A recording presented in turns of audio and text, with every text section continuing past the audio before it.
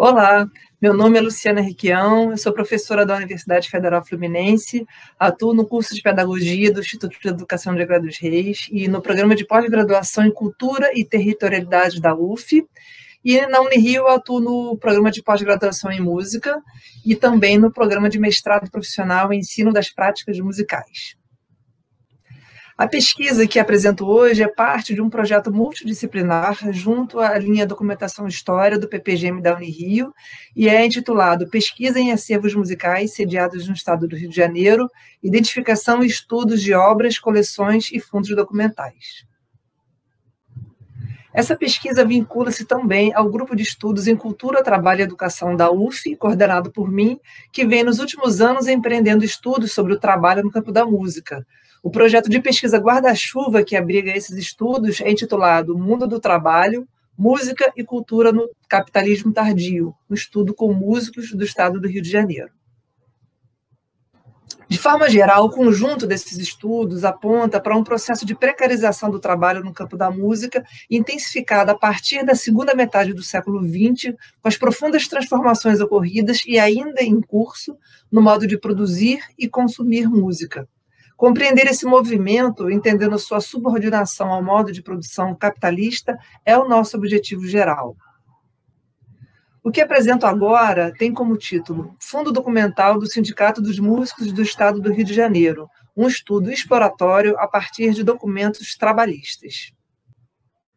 Nesse momento ainda inicial, a partir da documentação encontrada, organizada segundo sua tipologia, é possível notar que cada grupo de documentos possui sua historicidade e reflete o funcionamento da organização sindical e do exercício da atividade profissional do músico.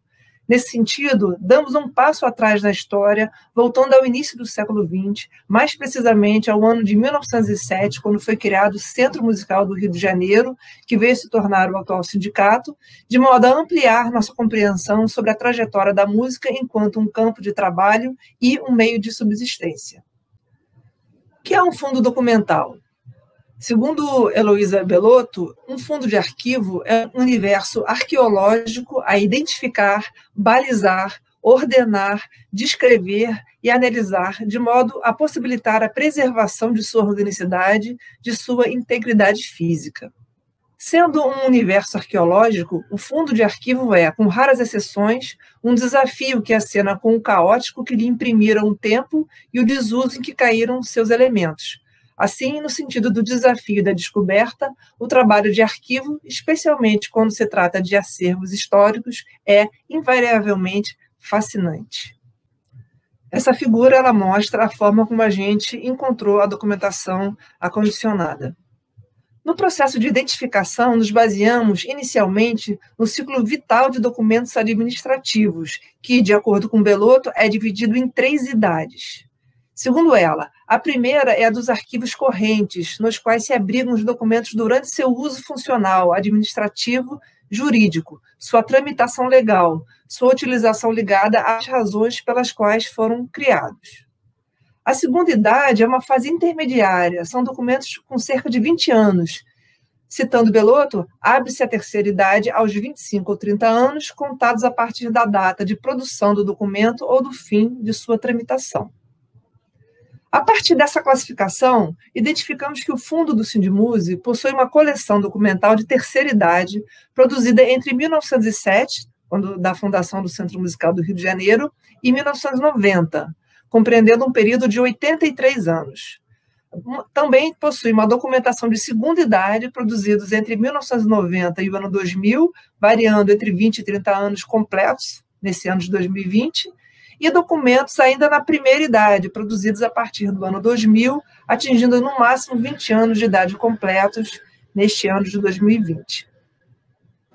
Agora a gente vai poder observar imagens de alguns desses documentos, começando pela capa do primeiro livro de atas do Centro Musical do Rio de Janeiro, datado de 4 de maio de 1907 e assinado pelo seu presidente, o maestro Francisco Braga.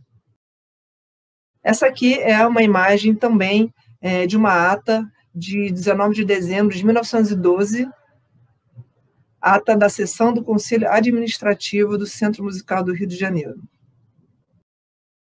Essa outra figura, ela mostra uma ficha de matrícula de músico ao Centro Musical do Rio de Janeiro.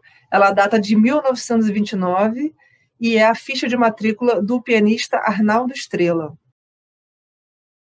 A próxima figura já é da década de 1944 e mostra a ficha de admissão, a proposta de admissão ao Sindicato dos Músicos, né, já com esse nome de Sindicato dos Músicos Profissionais do Rio de Janeiro, do músico Júlio Soares de Oliveira.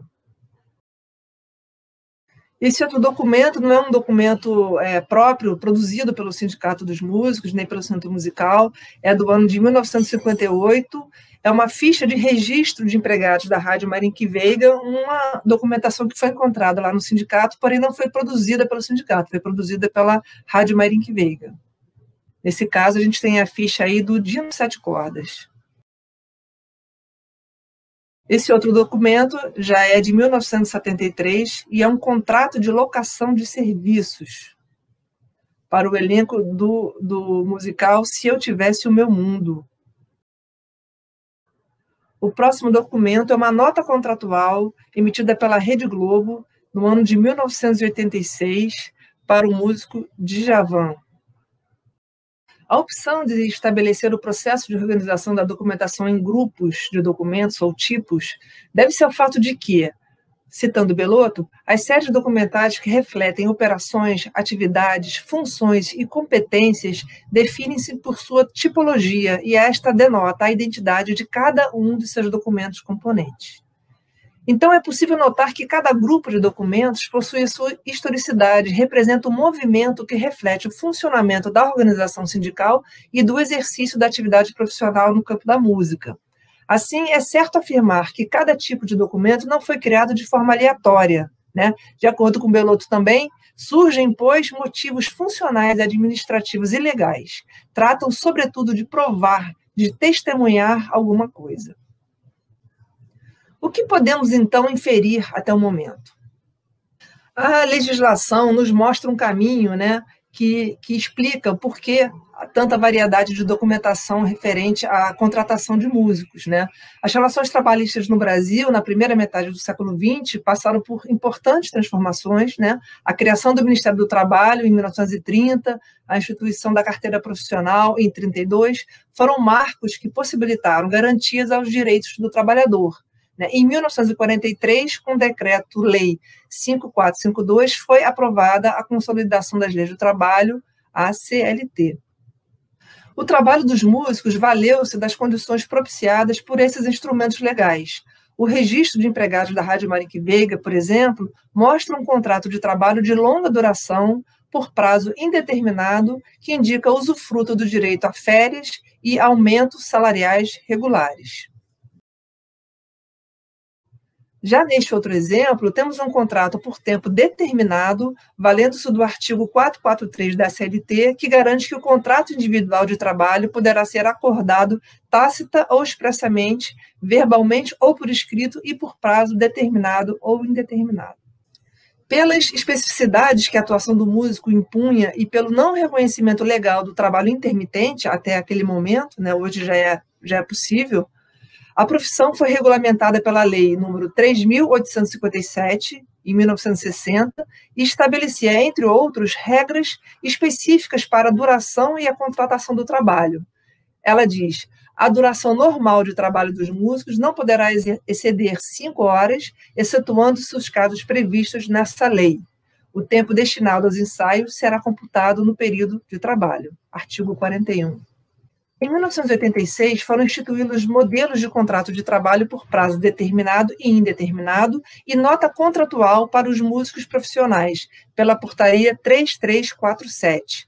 O artigo 2º da portaria declara que a nota contratual poderá ser utilizada para temporadas culturais com duração de até 10 apresentações consecutivas ou não, com intervalo de, no mínimo, 30 dias. Esse outro exemplo apresenta uma nota contratual para trabalho eventual de 1 dia.